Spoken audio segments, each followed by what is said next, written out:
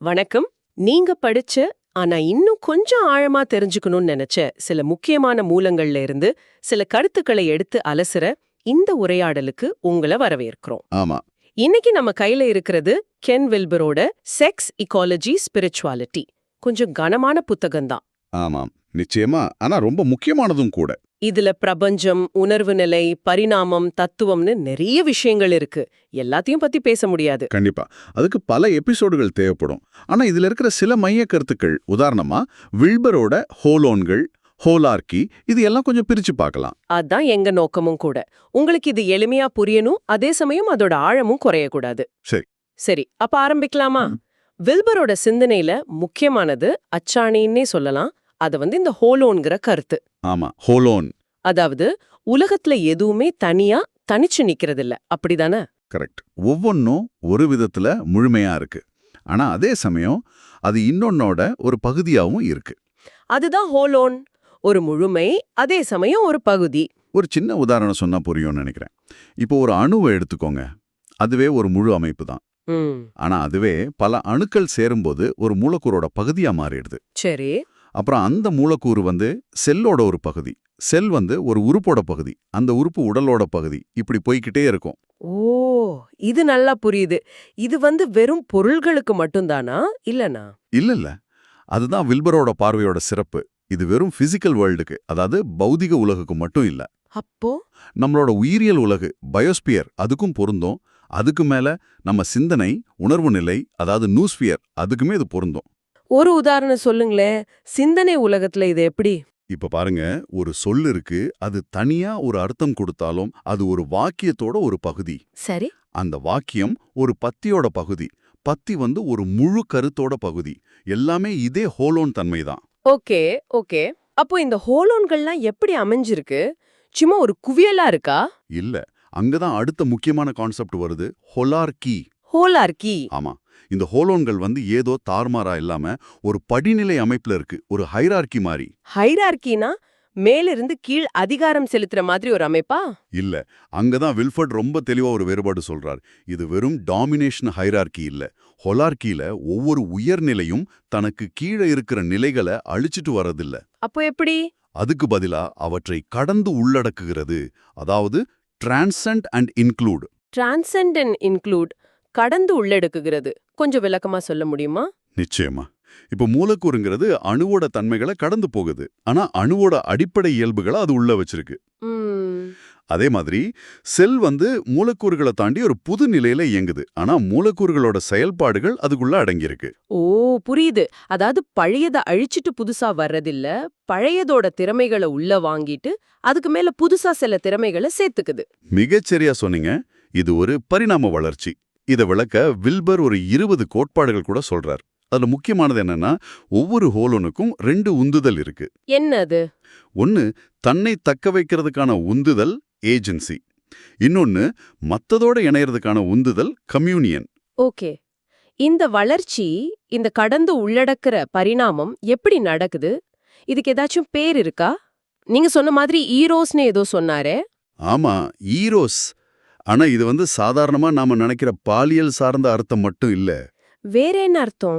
வில்பரோட பார்வையில ஈரோஸ்ங்கிறது இந்த பிரபஞ்சத்தோட ஒரு உள்ளார்ந்த உந்துதல் சக்தி. உந்துதல் சக்தியா? ஆமா, கீழ் நிலைகள்ல இருந்து உயர் நிலைகளை நோக்கி இன்னும் சிக்கலான, இன்னும் ஒருங்கிணைந்த, இன்னும் அதிக உணர்வுள்ள நிலைகளை நோக்கி இழுத்துட்டு போற ஒரு சக்தி. இது சும்மா தற்செயலா நடக்கிற மாற்றம் இல்ல. பிரபஞ்சமே தன்னை தாண்டி வளர முயற்சி பண்ற மாதிரி ஒரு செல்ஃப் டிரான்செண்டன்ஸ் இயக்கம். அப்போ அணுக்கள் மூலக்கூறா மாறுறது, செல்கள் உயிரினமா மாறுறது, இதெல்லாம் இந்த ஈரோஸ்னால தானா? ஆமா, அதோட வெளிப்பாடுன்னு வில்பர் சொல்றார். இது கொஞ்சம் வித்தியாசமா இருக்கே. நாம பொதுவா பரிணாமத்தை நேச்சுரல் செலக்ஷன், தற்செயல் நிகழ்வுன்னு தானே பாக்குறோம். நல்ல கேள்வி. வில்பர் தற்செயல் நிகழ்வுகளையோ இயற்கை தேர்வையோ இல்லன்னு சொல்லல. ஆனா அது மட்டுமே முழு கதை இல்லைங்கிறார். ஓ, பிரபஞ்சத்துல ஒரு உள்ளார்ந்த ஒழுங்கு இருக்கு, ஒரு மேல் நோக்கி போற தன்மை இருக்குன்னு அவர் நம்புறார். அந்த மேல் நோக்கிய இயக்கத்துக்கு பேருதான் ஈரோஸ். இது ஒரு வகையில அறிவியல் பார்வைக்கு அப்பாற்பட்ட ஒரு தத்துவ பார்வைன்னு சொல்லலாம். சரி. ஆனா இது கதையோட ஒரு பகுதி தானே. ஏற்றம், அதாவது அசென்ட் பத்தி பேசுற மாதிரி, இரக்கம், அதாவது டிசென்ட் பத்தியும் பேசுறாரே. அகாப்பேன்னு சொல்றாங்களே. மிக மிக முக்கியமான பாயிண்ட் அது. ஈரோஸ் மேல போற சக்தின்னா அகாபே மேல இருந்து கீழே இறங்கி வர்ற சக்தி. அது எப்படிங்க? அது படைப்பு, வெளிப்பாடு, ஒரு அரவணைப்பு மாதிரி. அந்த மூலத்திலிருந்து புறப்பட்டு கீழ் நிலைகளை தழுவி அதுங்களுக்கு இருப்பையும் அர்த்தத்தையும் கொடுக்கிற ஒரு இயக்கம். வில்ஃபர் ப்ளோடினஸ் மாதிரி தத்துவ ஞானிகளை மேற்கோள் காட்டி சொல்றார், மேலே செல்லும் வழிதான் கீழே வரும் வழி அப்படின்னு. அப்போ இந்த 2 இயக்கமும், ஏற்றம் இறக்கம் ரெண்டுமே வேணும். ஆமா, உண்மையான யதார்த்தங்கிறது இந்த ரெண்டும் சேர்ந்த ஒரு முழுமையான சுழற்சி. இந்த சமநிலை தப்பினா பிரச்சனை தான். என்ன மாதிரி பிரச்சனை? இங்கதான் வில்பர் நம்ம நவீன உலகத்தோட சிக்கல்களை பார்க்கறாரு. அவர் அறிவொளி காலத்தை, என்லைட்மெண்ட்டை உதாரணம் காட்டுறார். அந்த காலத்துல பகுத்தறிவு, அறிவியல், தனிநபர் சுதந்திரம்னு இந்த ஈரோஸ் சார்ந்த ஏற்றத்துக்கு பயங்கர முக்கியத்துவம் கொடுத்தாங்க. அது ஒரு வழியில நல்லதுதான், மனிதகுலத்தோட கண்ணியம்னு சொல்றார். ஆனா அதே சமயம் அகாபே சார்ந்த இரக்கத்தை, அதாவது ஆன்மீகம், உள்ளுணர்வு, இயற்கையோட இருக்கிற பிணைப்பு, கூட்டு உணர்வு, இதையெல்லாம் மறந்துட்டாங்க, இல்லைன்னா ஒதுக்கிட்டாங்க. இதனால உலகம் அதோட ஆழத்தை எழுந்துருச்சு. வெறும் வெளியில தெரியற உண்மைகளை மட்டும் கொண்ட ஒரு தட்டை உலகமா, ஃபிளாட் லேண்டா சுருங்கிடுச்சுன்னு வில்பர் சொல்றார். இதுதான் நவீனத்துவத்தோட பேரழிவு, டிசாஸ்டர். தட்டை உலகம், இந்த வார்த்தை இன்ட்ரெஸ்டிங்கா இருக்கு. இது நம்மள வில்பரோட அடுத்த முக்கியமான கருத்துக்கு கூட்டிட்டு போகுதுன்னு நினைக்கிறேன். அந்த 4 பரிமாணங்கள். ஆமா, 4 quadrants. எந்த ஒரு விஷயத்தையும் முழுசா புரிஞ்சுக்க இந்த 4 கோணங்கள் வேணும்னு சொல்றாரு இல்லையா? கரெக்ட். எந்த ஒரு ஹோலோனும், அது மனுஷனா இருக்கலாம், சமூகமா இருக்கலாம், ஏன் ஒரு ஐடியாவா கூட இருக்கலாம், முழுசா பார்க்கணும்னா 4 பார்வை தேவை. அது என்னென்ன? 1, அகநிலை தனிநபர், அப்பர் லெஃப்ட், யுவல். இது நான், என்னோட உணர்வுகள், எண்ணங்கள், அனுபவங்கள், சப்ஜெக்டிவ். சரி. 2வது புறநிலை தனிநபர், அப்பர் ரைட், யூஆர். இது ஆனா தனிநபர் சார்ந்தது. என்னோட உடல், மூளை செயல்பாடு, வெளியில தெரிகிற நடத்தை, ஆப்ஜெக்டிவ். ஓகே. 3வது கூட்டு, லோயர் லெஃப்ட், எல்எல். இது நாம், நம்ம கலாச்சாரம், நம்ம பகிரப்பட்ட நம்பிக்கைகள், விழுமியங்கள். இதுவும் அகநிலைதான், ஆனா கூட்டு அளவுல, இன்டர் சப்ஜெக்டிவ். 4வது புறநிலை கூட்டு, லோயர் ரைட், எல்ஆர். இதுவும் ஆனா கூட்டு அளவுல, சமூக அமைப்புகள், பொருளாதாரம், சுற்றுப்புறம், சட்டங்கள். இது இன்டர் ஆப்ஜெக்டிவ். ஓ, அப்போ இது சிம்பிளா நான், நாம், அதுன்னு சொல்லலாமா? அதுங்கிறதுல தனிநபர் புறநிலையும் யூஆர், கூட்டு புறநிலையும் எல்லாரும் அடங்குது. சரியா சொன்னீங்க. வில்பரோட முக்கியமான கிரிட்டிசிசம் என்னன்னா, நாம வாழ்ற இந்த நவீன தட்டை உலகம் இருக்கு இல்லையா, அது பெரும்பாலும் இந்த புறவியமான உலகத்துக்கு மட்டும்தான். அதாவது வலதுகை பாதைக்கு யூஆர் பிளஸ் எல்ஆர் உண்மையான மதிப்பு கொடுக்குது. அப்போ அகவயமான நான், யுஎல், நாம், எல்எல் உலகங்கள் இடதுகை பாதை. அதையெல்லாம் வெறும் மூளை செயல்பாடுகளாவோ இல்லனா சமூகத்தோட விளைவுகளாவோ குறைச்சு பாக்குது. இதுக்கு பேர் தான் நுட்பமான குறுக்கல்வாதம். நுட்பமான குறுக்கல்வாதம். இதுக்கு ஒரு உதாரணம் சொல்ல முடியுமா? இது எப்படி வேலை செய்து? நிச்சயமா. இப்போ ஒருத்தர் ரொம்ப ஆழமா தியானம் பண்றாருன்னு வச்சுக்கோங்க. சரி. புறவை அறிவியல் என்ன பண்ணும்? அவரோட மூளையில என்னென்ன மாற்றங்கள் நடக்குதுன்னு ஸ்கேன் பண்ணி பார்க்கும். பிரெயின் வேவ்ஸ், நியூரோ டிரான்ஸ்மிட்டர்ஸ், இதையெல்லாம் அளவிடும். இது உண்மையோட ஒரு பகுதிகா, மறுக்கல. ஆனா அந்த தியான அனுபவத்தோட அகநிலை உணர்வு என்ன? அந்த நான், யூஎல் உணர்ற அமைதி, ஆனந்தம், அந்த அனுபவம் எந்த கலாச்சார பின்னணியில நடக்குது? அதுக்கு என்ன அர்த்தம் கொடுக்கப்படுது? இந்த அகப்பரிமாணங்களை வெறும் மூளை செயல்பாடுன்னு சுருக்கிறது தான் நுட்பமான குறுக்கல்வாதம். இது எப்படி இருக்குன்னா, ஒரு பிரியாணியை எடுத்துக்கிட்டு அதுல இவ்வளோ புரோட்டீன், இவ்வளோ கார்போஹைட்ரேட் இருக்குன்னு சொல்ற மாதிரி. ஆனா அதோட சுவை? அதேதான். அதோட சுவை, நான் அந்த பிரியாணியோட நம்ம கலாச்சாரத்துல இருக்கிற இடம், இதெல்லாம் மிஸ் ஆயிடுல்ல. புரியுது. ஆனா அறிவியல் அளவிடக்கூடியதை தானே நம்ப முடியும். இந்த அகவய அனுபவங்களை எப்படி நிரூபிக்கிறது? இது தத்துவம் தானே. நல்ல கேள்வி. வில்பர் அறிவியலை குறைச்சு மதிப்பிடல. புறவை ஆராய்ச்சி யூஆர்எல்ஆர் ரொம்ப முக்கியம்னு தான் சொல்றார். ஆனா அது மட்டுமே முழு உண்மை இல்லைங்கிறது தான் அவரோட வாதம். அப்போ அகவய அனுபவங்களும் உண்மைங்கிறாரா? ஆமா, அகவய அனுபவம் கூட்டு அகவை அனுபவங்களும் யதார்த்தத்தோட தவிர்க்க முடியாத பகுதிகள். அவற்றை ஆராயறதுக்கு வேற வழிமுறைகள் தேவைப்படலாம். இன்ட்ரோஸ்பெக்ஷன், ஹெர்மனியூட்டிக்ஸ் மாதிரி ஒன்னை இன்னொன்னா குறைச்சு பார்க்கறது யதார்த்தத்தோட ஒரு பகுதியை இல்லைன்னு சொல்ற மாதிரி. இது முழுமையான பார்வைக்கு ஒரு தடை. அப்போ ஒரு பிரச்சனைக்கு தீர்வு வேணும்னா கூட இந்த 4 கோணங்களையும் யோசிக்கணும்னு சொல்றீங்களா? கண்டிப்பா அது ரொம்ப முக்கியம். இப்ப சுற்றுச்சூழல் பிரச்சனையை எடுத்துக்கோங்க. அதை வெறும் டெக்னாலஜி மூலமாவோ இல்ல சட்டங்கள் மூலமாவோ மட்டும் சரி பண்ணிட முடியாதா? முடியாது. மக்களோட மனப்பான்மை மாறணும், அவங்க வாழ்க்கை முறை, கலாச்சார பழக்க வழக்கங்கள் மாறணும். இது எல்லாத்தையும் சேர்த்தாதான் முழுமையான தீர்வு கிடைக்கும். இது ரொம்ப முக்கியமான ஒரு கட்டமைப்பு. அடுத்து உணர்வு நிலையோட வளர்ச்சி படிகள் பத்தி பேசலாமா? மனுஷனோட கான்ஷியஸ்னஸ் ஒரே மாதிரி இல்லாம படிப்படியா வளருதுன்னு சொல்றாரே. ஆமா, இது அவரோட இன்டெக்ரல் தியரியோட இன்னொரு முக்கியமான பகுதி. குழந்தையிலிருந்து பெரியவங்கள ஆகிற வரைக்கும் நம்ம உணர்வு நிலை பல ஸ்டேஜ்ல வளருது. என்னென்ன ஸ்டேஜ்? இதுக்கு அவர் பியாஜே, கோல்பர்க் மாதிரி உளவியலாளர்கள், அப்புறம் நிறைய ஆன்மீக மரபுகளோட கருத்துக்களை எல்லாம் ஒருங்கிணைச்சு ஒரு பொதுவான படிநிலைய சொல்றாரு. பொதுவா இது மந்திர நம்பிக்கை, மேஜிக் நிலையில ஆரம்பிக்குது. மேஜிக்னா? உலகத்தை ஏதோ மாயசக்தி கட்டுப்படுத்துதுன்னு நம்புறது. அதுக்கப்புறம் தொன்ம நம்பிக்கை, மித்திக். ஓ, கடவுள்கள், புராணங்கள் மூலமா உலகத்தை புரிஞ்சுக்கிறது. ஆமா, இதுக்கு அடுத்த நிலை தான் ரொம்ப முக்கியமானது. பகுத்தறிவு நிலை, ரேஷனல் ஸ்டேஜ். Rational stage. இங்கதான் லாஜிக், சயின்ஸ் இதெல்லாம் வருது. கரெக்ட். உலகளாவிய நீதி, தர்க்கம், அழிவியல் பார்வை இதெல்லாம் இங்கதான் உருவாகுது. நம்ம நவீன உலகம் பெரும்பாலும் இந்த நிலையில தான் இயங்குது. ஆனா வில்பரோட கான்ட்ரிபியூஷன் என்னன்னா, வளர்ச்சி இதோட நிக்கிறது இல்லைன்னு சொல்றதுதான். பகுத்தறிவுக்கு மேலேயும் வளர்ச்சி இருக்கா? அது எப்படிங்க? இருக்கு. அதத்தான் பின்பகுத்தறிவு நிலைகள் இல்லனா ஆன்மீக நிலைகள்னு சொல்றார். டிரான்ஸ்ரேஷனல். ஆமா, இது பகுத்தறிவை கடந்து போற நிலைகள். ஆனா பகுத்தறிவை உள்ளடக்கின நிலைகள். இதுலயும் பதப்படிகள் இருக்கு.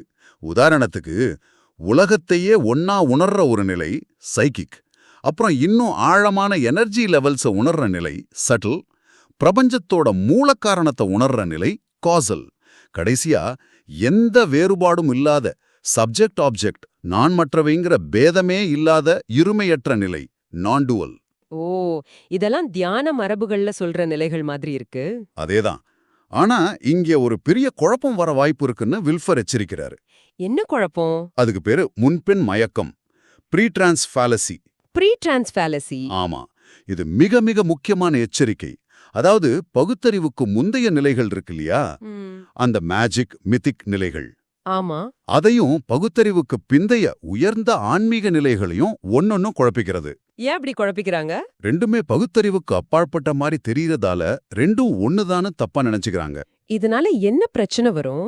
2 விதமான தப்பு நடக்கலாம். ஒன்னு, அந்த பகுத்தறிவுக்கு முந்தைய குழந்தைத்தனமான நம்பிக்கைகளையோ மூட நம்பிக்கைகளையும் கொண்டாடுறது. இதுதான் உயர்ந்த ஆன்மீகம்னு நினைக்கிறது. இதுக்கு பேரு எலிவேஷனிசம். ஓ. இன்னொன்னு, உண்மையான பகுத்தறிவுக்கு பிந்தைய உயர்ந்த ஆன்மீக அனுபவங்கள் இருக்கு இல்லையா, ஆமா, அதையெல்லாம் வெறும் கற்பனை இல்லனா ஏதோ மனநோய், பகுத்தறிவுக்கு முந்தைய நிலைன்னு சொல்லி ஒதுக்குறது. இது ரிடக்ஷனிசம். இது நடைமுறையில கூட பார்க்க முடியுமே. சிலர் ஆன்மீகம்னு சொல்லிட்டு பகுத்தறிவே விட்டுட்டு மூட நம்பிக்கைக்கு போறாங்க. கரெக்ட். அதே மாதிரி சில ஆழ்ந்த அனுபவம் கிடைச்சவங்கள பார்த்து இவருக்கு ஏதோ ஆயிடுச்சுன்னு சொல்றதும் நடக்குது. அப்போ உண்மையான வளர்ச்சிங்கிறது பகுத்தறிவை கடந்து போறது, பின்னோக்கி போறதில்ல. இத ஆன்மீகத்தையும் உளவியலையும் சரியா புரிஞ்சுக்க ரொம்ப அவசியமான வேறுபாடு. மிகச்சரியா சொன்னீங்க. வில்பர் சொல்ற மாதிரி உண்மையான ஆன்மீகம் பகுத்தறிவுக்கு எதிரி இல்ல, அதுக்கு அடுத்த படி. சரி, நாம இப்போ நிறைய முக்கியமான விஷயங்கள் பார்த்திருக்கோம்.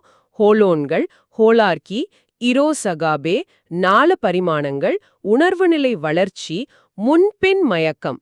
இது எல்லாமே நவீன உலகத்தோட பிரச்சனைகளோட எப்படி பொருந்துது? இது எல்லாமே நவீனத்துவத்தோட சவால்களை புரிஞ்சுக்க உதவுது. நாம முன்னாடியே சொன்ன மாதிரி நவீனத்துவம் ஒரு பெரிய விஷயத்த சாதிச்சது. என்னது?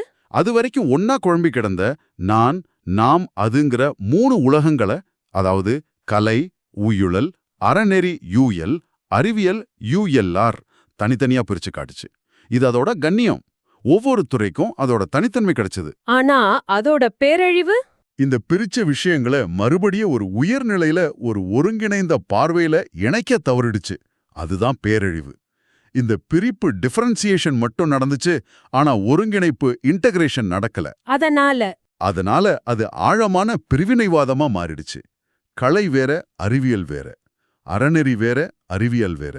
மனசு வேற, உடல் வேற. கலாச்சாரம் வேற, இயற்கை வேற.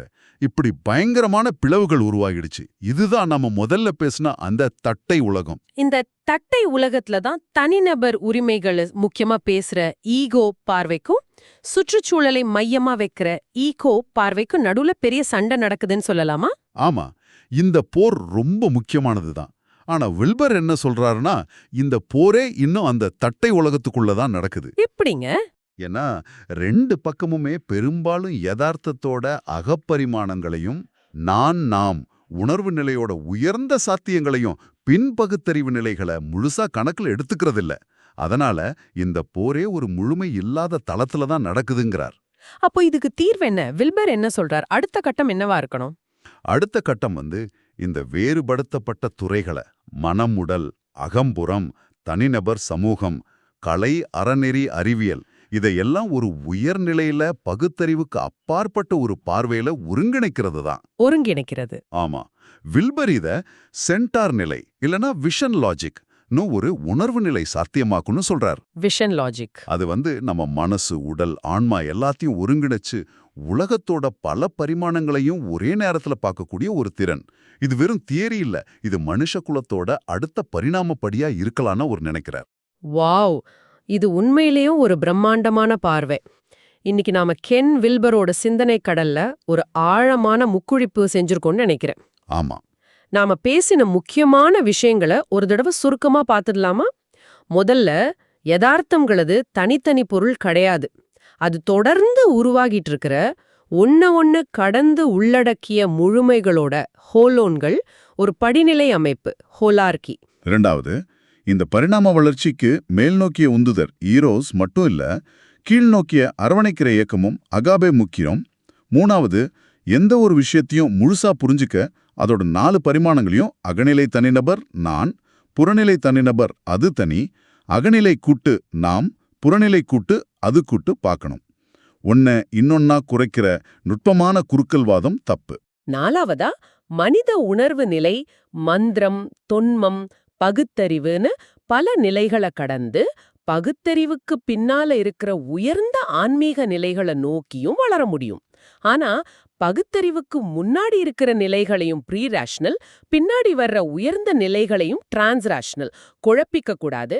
அந்த முன்பின் மயக்கம் ரொம்ப முக்கியம். கடைசியா, நவீனத்துவம் நமக்கு கொடுத்த அந்த வேறுபாடுகளை கலை, அறநெறி, அறிவியல் தூக்கி போடாம அவற்றை ஒரு உயர் நிலையில ஒரு புது ஒருங்கிணைந்த பார்வையில இணைக்கிறது தான் இன்னைக்கு நம்ம முன்னாடி இருக்கிற பெரிய சவால். அடுத்தபடி இப்போ உங்களுக்கான ஒரு சிந்தனைக்குரிய கேள்வி.